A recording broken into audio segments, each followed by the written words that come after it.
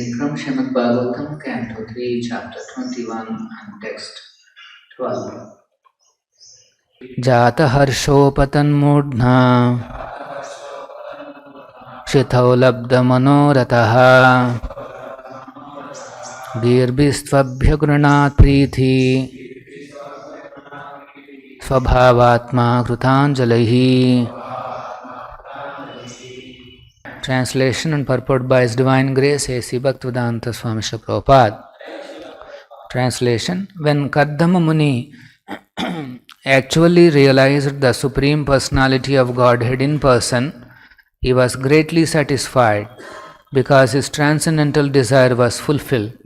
He fell on the ground with his head bowed to offer obeisances unto the lotus feet of the Lord.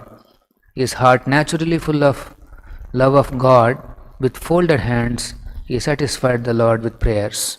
Purport by Srila Prabhupada. The realization of the personal form of the Lord is the highest perfectional stage of yoga. In the 6th chapter of Bhagavad Gita, where yoga practice is described, this realization of the personal form of the Lord is called the perfection of yoga. After practicing the sitting postures and other regulative principles of the system, one finally reaches the stage of samadhi, absorption in the Supreme.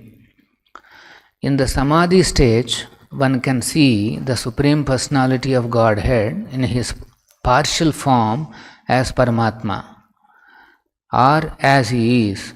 Samadhi is described in authoritative yoga scriptures such as the Patanjali Sutras to be a transcendental pleasure. The yoga system described in the books of Patanjali is authoritative, and the modern so-called yogis who have manufactured their own ways, not consulting the authorities, are simply ludicrous.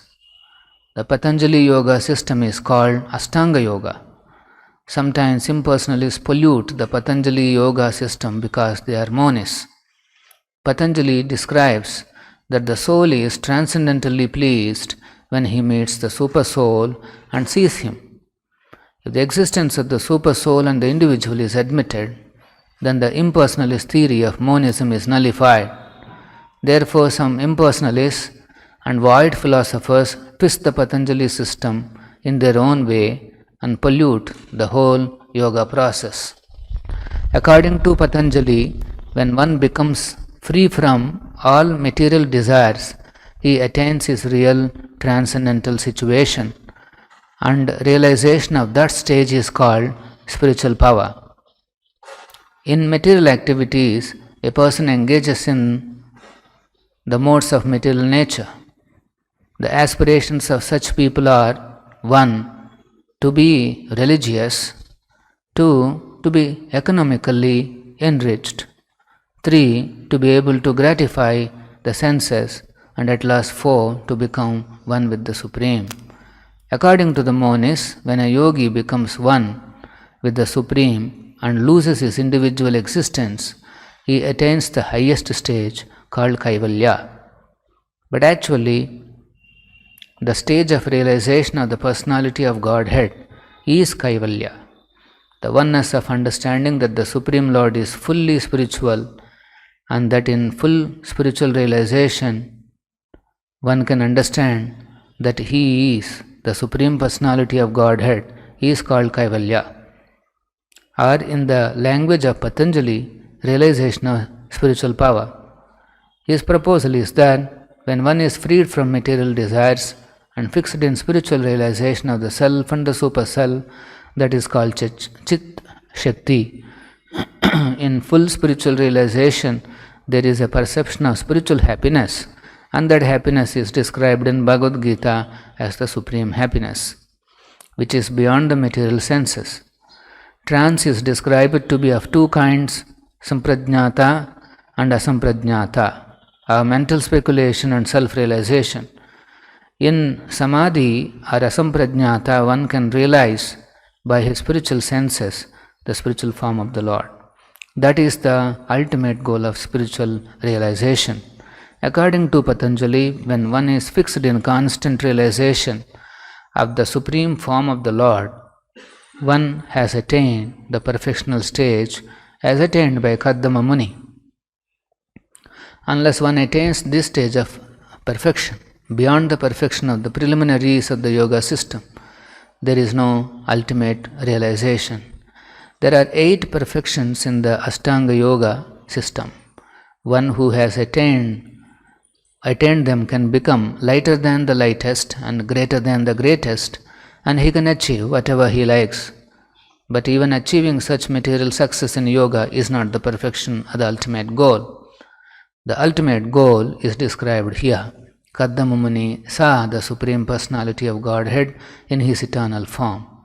Devotional service begins with the relationship of the individual soul and the Supreme Soul, or Krishna and Krishna's devotees, and when one attains it, there is no question of falling down. If through the yoga system one wants to attain the stage of seeing the Supreme Personality of Godhead face to face, but is attracted instead to attainment of some material power, then he is detoured from proceeding further. Material enjoyment, as encouraged by bogus yogis, has nothing to do with the transcendental realization of spiritual happiness. Real devotees of Bhakti Yoga accept only the material necessities of life, absolutely needed to maintain the body and soul together. They refrain completely from all exaggerated material sense gratification. They are prepared to undergo all kinds of tribulation, provided they can make progress in the realization of the personality of Godhead. The sense the Bhaktivedanta purport. As soon as Kardama Muni saw the Supreme Lord in front of him, immediately he paid his full obeisances, as if he wants to touch the head to the lotus feet of the Lord. And here it is mentioned, Preeti Swabhavatma Krutanjalihi. With folded hands, he was looking at God, the Supreme Personality of Godhead. And then Preeti Swabhavatma, his heart is full of love for him. And in that posture, Krutanjalihi, he started offering prayers to the Supreme Lord. We will see those prayers in the next few verses. He is very happy because Labdha Manorathaha, his desire is fulfilled. And what is his desire? To have darshan of the Supreme Personality of Godhead. So Prabhupada is elaborately explaining the process of the yoga system in the purport, and how the ultimate goal of yoga system is to be able to see the Supreme Lord face to face and engage in His transcendental loving service. So here Prabhupada is quoting Patanjali as the authoritative source for this Ashtanga Yoga process. He is considered one of the authorities in the Vedanta itself. So Patanjali, when he was explaining this Ashtanga Yoga, he accepts what is known as transcendental pleasure. In the yoga system that Patanjali gave, there is a acceptance of God, and when yogi is ultimately able to meet the Paramatma in the heart, there is a transcendental pleasure. By seeing the Supreme Lord in that beautiful form, the yogi who reached there, he becomes extremely happy. So when there is happiness like that, so that means the Supreme Lord is an individual and the soul is individual, and they happen to see each other, and then the yogi, he becomes very happy by seeing his desired object. Preeti Swabhavatma. So here that same scenario is there for Kardama. He could see the Lord face to face, and then he becomes very happy. So, Patanjali acceptance of transcendental pleasure is a big shocking news to the impersonalists or the monists, because monists, they don't realize a kind of a pleasure between the living entity and God. They cannot understand that these two are individual personalities, and by exchange of their affection there is a transcendental pleasure. So, but whereas Patanjali, he explains here in the 6th chapter, Purushadha sunyanam gunanam pratiprasavaha kaivalyam swarupa pratistava chiti shaktiriti. This is one of the Patanjali Yoga Sutra. Here he is saying Purushadha sunyanam. So Prabhupada is explaining that ordinary people, they always act under the influence of three modes of material nature. When somebody is under the three modes, his first endeavor, he endeavors in four ways. And what are those four ways Prabhupada is mentioning here? They engage themselves in one, to be religious. If they are fortunate and pious, they first try to be highly religious. And what is the goal of their religious seriousness? They want to be economically enriched. That is their next desire. By their practice of religion, they want to achieve riches. And then once they have got good money or opulences, then their next idea will be how to gratify his material desires for enjoyment of this world. So that sense gratification will be the next stage. And then when they try to enjoy like that, and when they see that they are frustrated in their enjoying endeavors, then finally they want kaivalya, they want liberation. So these are the four steps. Because their background is pious, they want to be religious, they ultimately realize that there is nothing to enjoy in this world, better I achieve kaivalya. So that's why here Patanjali Muni, he is saying Purushadha sunyanam.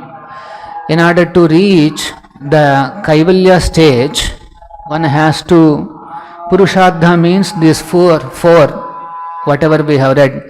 This is called dharma, artha, kama, moksha.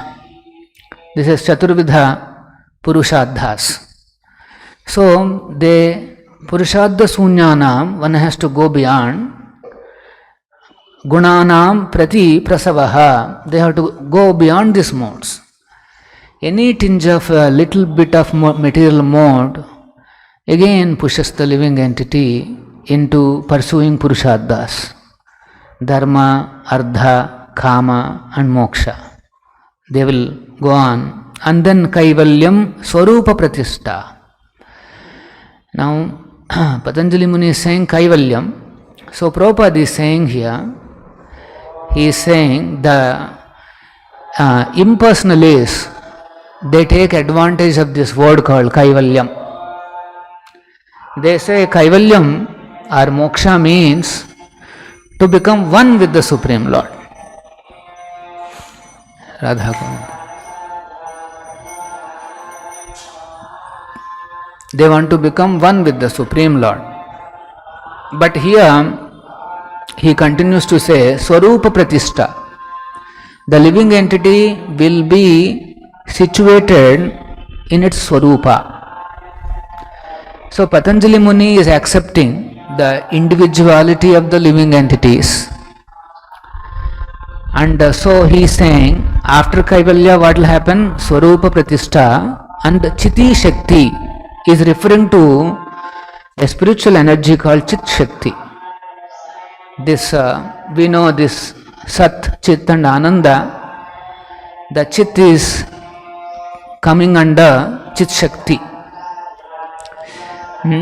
There are three Shaktis, spiritual powers, and Chit Shakti is one of the spiritual powers. So, ultimately, to have darshan of the Supreme Lord in the heart, the yogi, he comes under the control of Chiti, Shakti, Riti.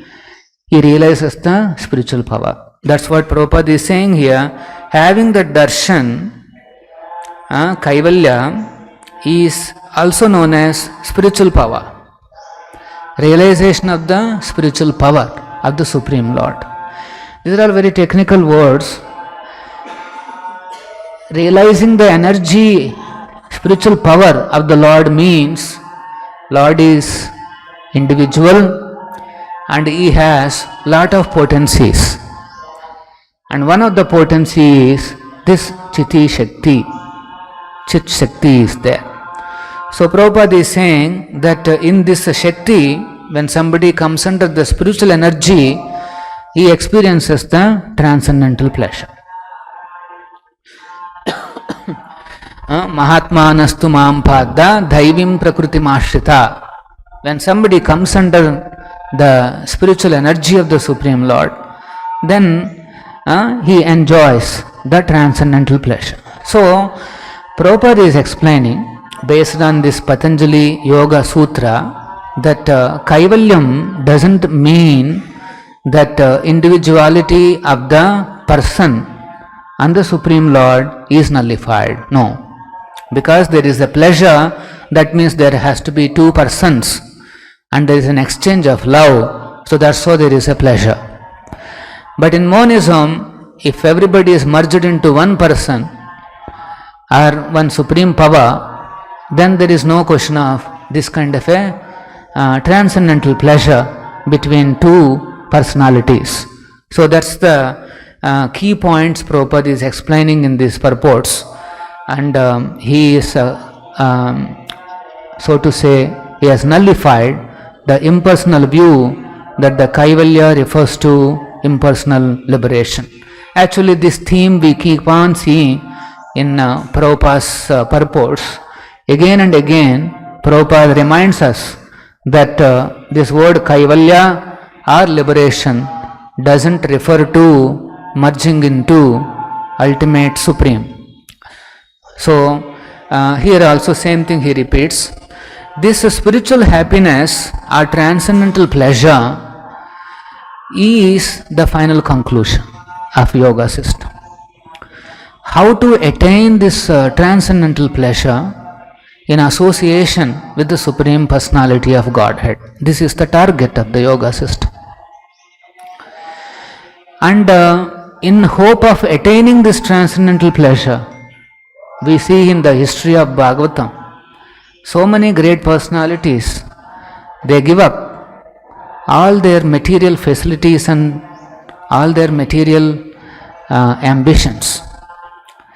Like Bharat Maharaj, in pursuit of getting little transcendental pleasure, he could give up the pleasures that are available as an emperor of the world.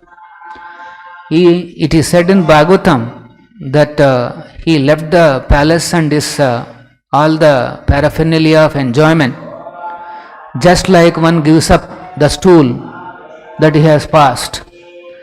Just like that, he has given up all those facilities and so-called enjoyments, and he wanted to attain perfection, and that is to again to have darshan of the Supreme Lord and enjoy the transcendental pleasure.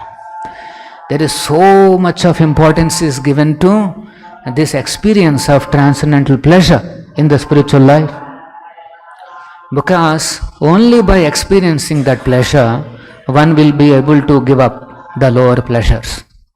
The living entity has no other option. Either it can choose an inferior pleasure which is available in this world, or it can choose to experience a higher pleasure under the control of the spiritual energy, the Chit Shakti. So, here you can see the Ashtanga Yoga is aiming at that. And at the end of that 8 stages, the grueling stages of practicing Ashtanga Yoga, one ultimately attains this transcendental pleasure. To quickly summarize these 8 stages, it involves in controlling this body and mind and the senses. Here Prabhupada also explains in the 6th chapter, the purpose of the yoga system is to come out of the material concepts. Yesterday also we were hearing from Prabhu. He mentions that one has to be gradually detached from material concepts. It's a very interesting statement. What we need to do is, we have to come out of material concepts. That means we should develop proper spiritual concepts. We should develop the proper understanding of what this world is, what are we, what is Krishna, and how we have to be engaged in His service. This is called proper, the absolute knowledge. These are all the spiritual concepts. Spiritual concepts means the concepts that do not change. Material concepts means they keep on changing. Material concepts, they exist only in illusion. What exists in this world are the spiritual concepts. So if somebody understands the spiritual concepts, then his knowledge, his concepts will remain permanent. For example, Swarupa. What is my situation? It is mentioned that we are eternal servants of Krishna. Now this concept will not change. This is called spiritual concept. But let us say I am a servant in a company, some company. That is a material concept. That changes. As soon as you change your company, everything goes. Similarly, I am a Indian or I am a American.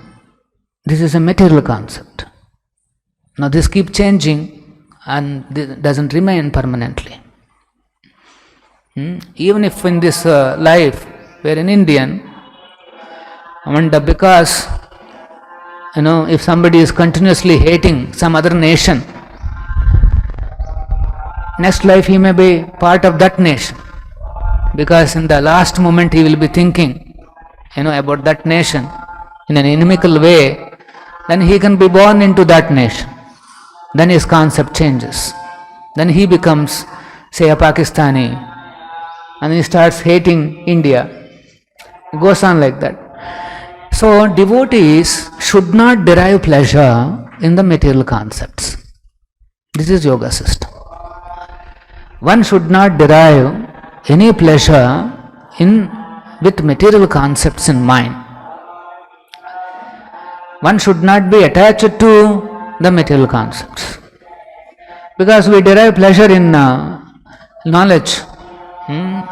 Knowledge, Ananda, they're all part of Sachidananda. So, if the concepts are spiritual, then it is Sachidananda. Otherwise, they're all material concepts.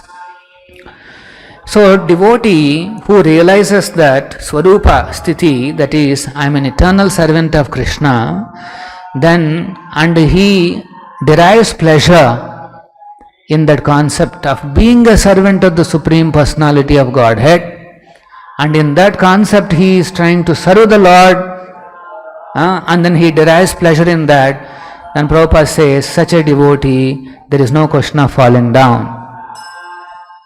Here you can see anybody who is trying to serve, establish a relation with Krishna and Krishna's devotees. When one attains there, then there is no question of falling down. If we are banking on a material concept, there is always a chance of falling down. But if you are standing on a spiritual concept, a permanent, absolute concept, then there is no question of falling down. If a devotee is feeling that I am very weak, I am on the verge of falling down, that means he is standing on a material concept. Material concept means some illusion. So if somebody is only remaining on an illusory platform, then there is always a possibility of falling down. So one has to see, if somebody is becoming weaker and weaker, that means he is developing a lot of material concepts. But if somebody is growing and becoming enthusiastic in his services, in Krishna consciousness, that means he is properly having understandings. Very easy to understand these two differences. So if somebody feels weak, the best thing that he has to do is, he has to tighten up his reading of Srila Prabhupada books and again come in touch with the transcendental knowledge, the spiritual concepts. And not only that, he has to follow the morning sadhana, particularly the sankirtans, dance and nicely dance and enjoy. These are the ways of standing on the spiritual concepts. See, for example, this Ashtanga yogis, so much hard work they have to do to get the transcendental pleasure. But whereas in the Bhakti Yoga, you see, in Krishna consciousness, devotees can come in touch with this transcendental pleasure very easily. By the mercy of Chaitanya Mahaprabhu, Panchatattva, the process is been simplified, and then we have been given a process. It's called joyous process of reaching God. As simple as accepting prasadam and becoming happy, or participating in some kirtan and nicely clapping and then doing little bit of kirtan, anybody can feel little joy. Anybody can feel little happiness. So that is not easy in the other processes that we can see. Till he reaches the last point of actually coming in contact with Krishna by his darshan, he cannot reach to that happiness. But whereas here in Krishna consciousness, from the day one, we are in touch with the Supreme Lord. It delivers Krishna directly. There is no waiting for perfection of many other stages. Here, for example, there are many stages are there. So that's why it is said here, real devotees of Bhakti Yoga accept only the material necessities of life absolutely needed. Simplify the material life. Simplify the life which is based on material concepts, and then enhance the life on the basis of spiritual concepts.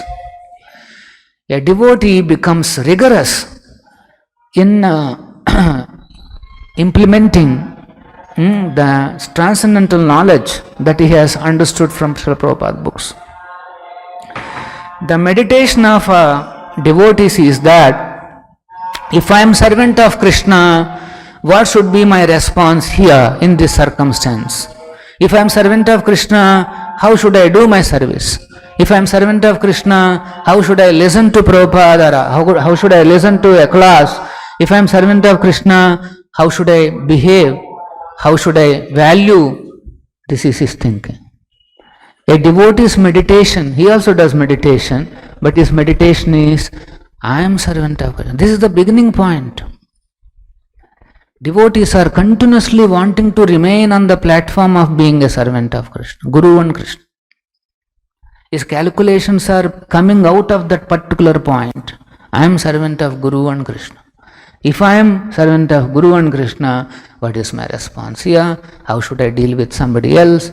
What is my value system? What should I consider as very serious in my life?